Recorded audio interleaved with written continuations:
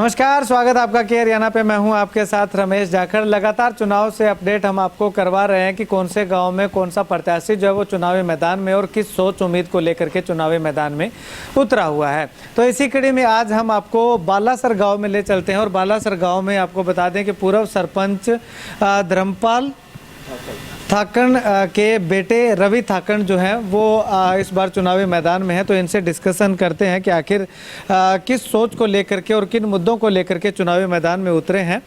रवि जी, अगर बात करना चाहें तो इससे पहले आपके पिताजी जो सरपंच रहे, उसके बाद अब आप जो है वो पंचायत के मैदान में कूद चुके हैं, तो क्या मुख्य उद्देश्य है चुनावी मैदान में? रमेश जी, पहले तो आपके चैनल को मेरी ओर से राम राम। मैं बताना चाहूँगा सर, जैसे मेरे फादर साहब ने बहुत कुछ काम करवाया विकास के गांव में। तो कोरोना काल के अंदर जो 5 साल का टाइम था उसमें सर 1.5 साल तक ये काम चला था। उसके बाद 2-2.5 साल कोरोना में निकल गए। उसके बाद वो खुद बीमार हो गए और एक्सपायर हो गए। तो उनके हमारी लगातार डिस्कस होता था, भी ये काम मेरे को ये करना है, गाँव में वो करना है। तो वो कुछ उनके सपने थे जो अधूरे रह गए। मैं उनको सपनों को पूरा करने के लिए चुनाव मैदान में आया हूँ। और मैं चाहता हूँ जो एक छत्तीस बिरादरी को जोड़ के उन्होंने भाईचारा बनाया था, एक हमारा एक परिवार बनाया था, उन्होंने बहुत अच्छा माहौल बनाया था गांव में। तो मैं उस माहौल को दोबारा अगर जोड़ने में कामयाब होता हूं, उनके सपनों को पूरा करके मैं उनको एक अच्छी श्रद्धांजलि देना चाहता हूं। ठीक है। अगर बात करें तो क्या क्या ऐसे प्रोजेक्ट थे जो उन्होंने सोचे थे जो कंप्लीट नहीं हो पाए, और उन्होंने विकास कार्य करवाए थे तो कौन कौन से ऐसे थे जो वो करवा चुके थे, और अधूरे रहे जो कार्य वो क्या क्या है? सर, विकास कार्यों की बात करें तो जैसे डानियों में लाइट का है, पानी का है। तो उसमें कोरोना टाइम में आधे डानियों में तो लाइट पानी पहुंच चुका था और पैसा भी आ चुका है हमारे गांव में उनका। तो वो काम भी उनके अधूरे रह गए थे कुछ। और एक था हमारा मेन मोटिव था उनका जोड़ का जी, सौंदर्यकरण का। हमारे गांव में 3 जोड़ है, उनका सौंदर्यकरण का जो सपना था सबसे बड़ा सपना था। जोड़ का गंदा पानी को पाइपलाइन के द्वारा पंचायती भूमि में ले जाकर उसको सिंचाई के काम में लेना पंचायती भूमि में, और जोड़ का सौंदर्यकरण कराना, साफ पशुओं के लिए पीने के पानी के लिए जोड़ अच्छा बढ़िया जोड़ बनाना। ये सबसे मेन मोटिव था जी उनका। एक जैसे गलियां हमारी लगभग आपने देखा ही होगा गांव में, कोई 2-4 गलियां रही है, गलियां तो सारी लगभग पक्की बन चुकी हैं। तो चौक भी आपने देखा है, देखने लायक चीज़ें हैं। स्कूल अपग्रेड करवाया है, नॉलेज सेंटर बनवाया है, पशु हॉस्पिटल बनवाया है। अभी हमारा उप स्वास्थ्य केंद्र भी मंजूर हो चुका है जी। ठीक है जी। 4-5 आंगनवाड़ियाँ भी मंजूर करवाई हैं, बिल्डिंगें बनवाई हैं। स्कूल में गेट, मेन गेट का काम है, स्कूल के प्रार्थना स्थल है, और काफ़ी काम के लहजे से देखे तो जी कोई काम ऐसा बचा नहीं है जो उन्होंने करवाया नहीं है। बहुत कुछ करवाया जी। जो कमी रहेगी और जो भाईचारा उनका था, जो परिवार उन्होंने बनाया था, बस मेरे को तो उसको जोड़ के रखना है जी, और उस विकास को आगे बढ़ाना है। हाँ, ठीक है। अब आने वाले समय में आपकी प्राथमिकताएं जो है वो क्या क्या रहेंगी? एक तो आपने जोड़ का बता दिया कि उसका गंदे पानी का निकासी करवा करके खेतों में सिंचाई के लिए, और क्या क्या ऐसे प्रोजेक्ट हैं जिन पे आप काम करना चाहते हैं, आपका ड्रीम प्रोजेक्ट? सर, ये तो हो गया जो उनका सपना था, उसको पहले वो है प्राथमिकता वो देंगे सर। दूसरा, मेरे गांव में सर एक नशे का बहुत बड़ा होता है। तो कुछ जैसे भी टीमें तैयार करके नशे के प्रति गांव को जागरूक करने का ये मेन मोटिव रहेगा जी। हाँ, और गांव में सीसीटीवी कैमरे लगवाना, क्योंकि नशा ज़्यादा है इसलिए चोरियां और जो भी होता है उसको रोकने के लिए सीसीटीवी कैमरे। एक खाद के प्रबंधन के लिए कुछ विशेष मेरा प्लांट लगाने का सिस्टम है, भी कुछ ऐसा प्लांट लगाएंगे जो लोगों को परेशानी आती है गांव में रूढ़ी डालने के लिए, तो उसमें अच्छी खाद तैयार करके वो पैसा पंचायत को उसकी इनकम हो और वो पैसा अपने गांव के विकास में लगाया जाए। ठीक है जी। ठीक है। और इसके साथ साथ गोबर गैस प्लांट भी लगा सकते हैं जिससे गांव में पूरे गोबर गैस की सप्लाई भी हो सके। हाँ जी, हाँ जी, बिल्कुल यही मोटिव है। ऐसा कोई प्रोजेक्ट लेके आएंगे। एक तो गाँव में वो गोबर की जो गंदगी है, रूढ़ियाँ, वो गलियों में नहीं रहेगी। दूसरा बात, उसका हमारी पंचायत को बेनिफिट मिलेगा, पैसा आएगा, और वही पैसा हमारे गांव में विकास के कार्यों में लगाया जाएगा। दूसरा सर, एक स्कूल के प्रति मतलब बच्चों को बहुत अच्छा सिस्टम था, स्टाफ। अब कुछ इन कोरोना काल में और उनके जाने के बाद जो स्कूल में थोड़ा माहौल ठीक नहीं चल रहा, तो उसको दोबारा, जैसे मेरे फादर साहब थे वो हफ्ता 10 दिन से कंटिन्यू मतलब स्कूल में चक्कर लगाते थे, बच्चों का ध्यान रखते थे, टीचर्स का ध्यान रखते थे भी प्रॉपर क्लास ले रहे हैं नहीं। अभी थोड़ा माहौल कुछ आपको भी पता है, कोरोना में और उनके जाने के बाद अलग सा माहौल हो गया था। उसको भी दोबारा लाइन पे लेके आना सर। हाँ, यानी कि चुनौतियां आपके सामने काफ़ी सारी हैं। इन चुनौतियों को निपटने के लिए कुछ खास प्लान आपने तैयार किया? बिल्कुल सर, चुनौतियों को निपटने के लिए बिल्कुल खास प्लान हमने तैयार कर रखे हैं।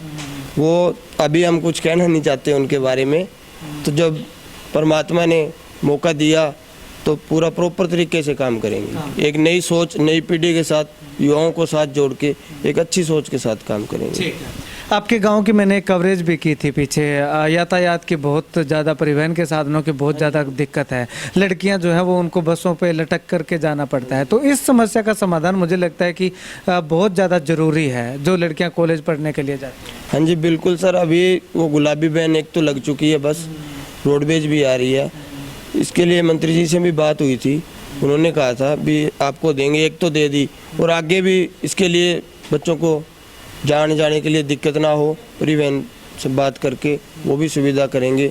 दूसरा सर, हमारे एक स्टेडियम बना हुआ है, आपने देखा होगा, अच्छा, तो अभी हमारे कोच का अभाव है। मेरे फादर साहब तो कोच को प्रॉपर रखते थे, वही कारण है ना, ये 3-4 साल से जो मतलब गैप आ गया कोरोना के काल से, उनके डेथ होने से, तो सारा एक बार माहौल थोड़ा सा अलग हो गया था। दोबारा अभी हमारी लड़कियों की जो टीम है हॉकी की, बहुत अच्छी टीम है जी, उन्होंने बहुत मेहनत की थी उस टीम के लिए, खुद जाते थे उनके साथ खेलने, कहीं भी लड़कियां जाती थी, तो उस पर भी दोबारा मेरे को ध्यान देना है। हाँ, भी बच्चों को बाहर अच्छा खेलने के लिए उनके जैसे भी मैं सहायता कर सकता हूँ, हर टाइम हम तैयार हैं उसके लिए। अंत में अगर बात करें तो स्वास्थ्य की आपने बता दी, और स्वास्थ्य पे क्या कुछ रहेगा सच में? स्वास्थ्य पे सर मैंने आपको पहले भी बता दिया, उप स्वास्थ्य के अंदर मंजूर हो चुका है हमारा, जल्दी बिल्डिंग का काम शुरू हो जाएगा जी उसका। हाँ जी, उसमें स्टाफ वगैरह प्रॉपर तरीके से? नहीं, अभी तो बिल्डिंग ही नहीं है सर अपने पास। बिल्डिंग ही नहीं है, इससे पहले था ही नहीं? मंजूर हो चुका है सर अपना। हाँ बिल्कुल, मैंने फादर साहब ने मेरे एक जगह दी थी पहले, उसके बाद उनके डेथ के बाद दोबारा प्लान आ गया सरकार का भी जगह इसमें हमें ज़्यादा चाहिए, तो हमने वो ज़्यादा जगह का भी सजरा सुजरा सब कुछ भेज के सरकार को प्रॉपर एस्टिमेट भेज दिया है, और हमारा वो मंजूर हो चुका है सर, उप स्वास्थ्य के अंदर मंजूर हो चुका है, और जल्द ही उसकी बिल्डिंग का निर्माण कार्य भी शुरू हो जाएगा। ठीक है, उसके बाद लोगों को भी ये भी सुविधा जी बिल्कुल बिल्कुल सर। अब अगर अंत में जानना चाहें, लोगों से क्या मैसेज देना चाहेंगे, लोगों से क्या अपील करना चाहेंगे? लोगों को मैं ये अपील करना चाहूँगा जी, वो एक सच्चे और ईमानदार व्यक्ति को चुनकर वोट दें, और गांव की विकास की प्रगति को आगे बढ़ाने में मेरी मदद करें। हम हर टाइम उनके लिए रेडी हैं जी। कोई गांव के विकास के लिए, नशे के लिए, जो भी है, गांव से बुराइयां निकालने के लिए हम तैयार खड़े हैं जी उनके साथ। चुनाव निशान आपको क्या मिला? चुनाव निशान मिला है जी हमें, दान बरसाता हुआ किसान। ठीक है जी, चुनाव दान बरसाते हुए किसान के बटन के निशान के आगे का बटन दबाएं और विजय बनाएं। चलिए, शुक्रिया बातचीत के लिए। तो अपने पिताजी के स्वर्गीय श्री धर्मपाल जी थाकन के अधूरे पड़े सपने को साकार करने के लिए, पूरा करने के मकसद से चुनावी मैदान में रवि थाकन आ चुके हैं। इनका साफ तौर पे कहना है कि इनके पिताजी जो थे, उन्होंने गांव को एक अलग गांव बनाने के लिए, एक अलग ग्राम पंचायत बनाने के लिए अनेकों सपने संजोए थे, लेकिन कुछ कोरोना काल के दौरान और कोरोना काल के बाद भगवान ने जो है वो उनके सपनों पे पानी फेर दिया, और वो इस दुनिया में नहीं रहे। तो उसकी जिम्मेवारी जो है अब इनके कंधों पे है। तो इनका साफ तौर पे कहना है कि उनके उस अधूरे पड़े सपने को पूरा करने के लिए ये चुनावी मैदान में आए हैं। अब आने वाले समय में लोगों ने तय करना है कि क्या धर्मपाल थाकन जी ने जो सपना संजोया था उसको साकार करवाना है या नहीं करवाना, या ऐसे कैंडिडेट को चुनना है जो आपके आने वाले समय में विकास करवा सके।